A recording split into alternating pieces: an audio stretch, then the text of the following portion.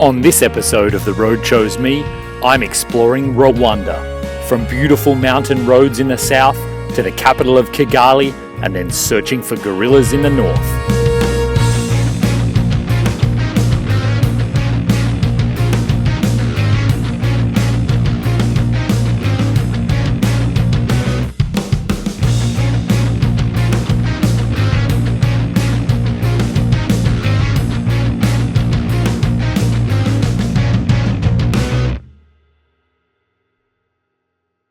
From the minute I drive into Rwanda, I can tell everything is very, very different here. The roads are extremely good. There is absolutely no trash of any kind. People are really friendly, and to top it all off, everyone speaks English, which makes my life a lot easier, coming from French-speaking Burundi. For the first time in a long time, driving on those paved roads is almost relaxing. Though I can't help myself, and I turn off and I go exploring into the mountains in the south. Even here in the rural areas, everything is extraordinarily clean, and even the farms are organised down to the square inch. Everyone smiles and waves, and I can really tell that people in Rwanda are genuinely happy. I bounce along these mountain roads and again drive through a torrential downpour before finally arriving at my destination, a hot spring that I've read about. I'm not exactly sure where to go, and I start out following this warm river upstream. The river gets bigger and bigger and hotter until it bursts out into what is actually a hot lake. And when I say hot, I mean scalding hot. Luckily, some friendly locals show me the best place to soak, and I spend hours chatting to them in an English-French mix, getting the hang of Rwanda. Everyone is really friendly and assures me I'm safe, and so I wind up camping right here at the spring in the parking lot, not something I normally do. The military come along at dusk to check me out, and they're all smiles and friendly with handshakes, assuring me that it's no problem at all. Of course, I'm up at sunrise for another soak in the magical hot spring. Just to explore the area, I take a different road out than the one I took in. I am not disappointed in the least as I again pass through beautiful valleys and up and over small mountain passes and the occasional village. Once again, people are so happy to see me, smiling and laughing, and of course, I still haven't seen a single piece of trash in Rwanda. This is absolutely staggering compared to the countries I've been passing through. I burst back out on a paved road and head directly for the capital of Kigali. Since the genocide 24 years ago, Rwandans have banded together and improved their country massively.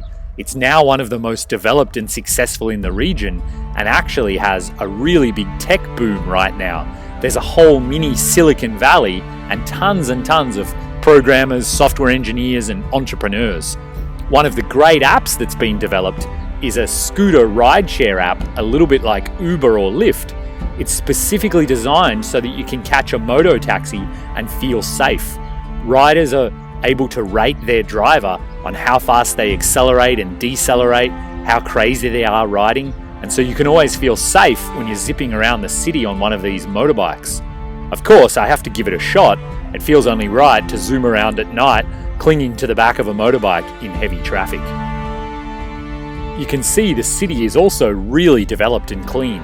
It has a huge downtown with skyscrapers, and then everywhere around is suburbs with streetlights, petrol stations, restaurants, bars, everything you would expect in a modern city. Again, people are really friendly, and everyone here in the city is really well educated and speaks perfect English.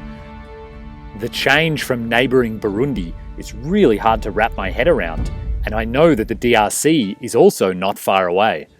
What the Rwandans have done is absolutely amazing and really impressive. I make a stop at the very impressive genocide memorial, where the entire situation is laid out extremely clearly. If you're ever in the area, I highly recommend a visit.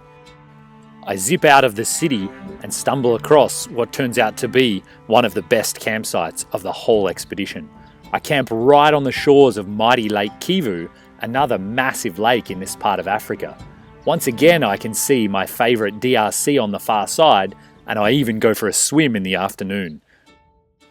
I keep making my way north and even find another hot spring on the shores of Lake Kivu. To end my time in Rwanda, I move north into the mountains of Volcanoes National Park, hoping to spot mountain gorillas.